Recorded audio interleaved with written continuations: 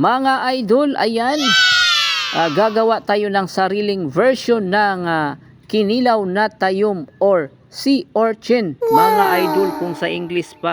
At yung kulay dilaw na yan na nakadikit sa shell ng tayom, ayan po yung makakain, mga idol. What?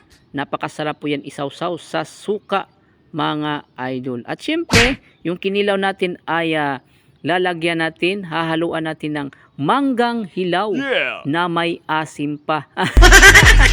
At siyempre sa kinilaw, hindi din mawawala ang cucumber or pipino, mga idol, di ba? At saka para mawala yung aftertaste o yung langsa sa ating seafoods na tayom ay ating lalagyan ng luya, sibuyas, paminta, suka, o di ba mga idol, ang sarap-sarap ng kinilaw, mga idol. Wow. di ba?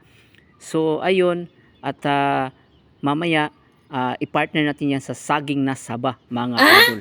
At ayan, natapos na ang ating kinilaw, mga idol. Ayan na, no? Nandyan yung pipino, nandyan yung mangga, sibuyas, luya, at saging na saba, mga idol. Ayan na po, yung titikman natin yung sea urchin, mga idol. Napakasarap, mga idol. Pipino, manggang hilaw na may asim pa, ayan, at saging na saba na nilaga, mga idol. Wow. Ang sarap, mga idol. Ayan, talaga naman, mga idol, sarap.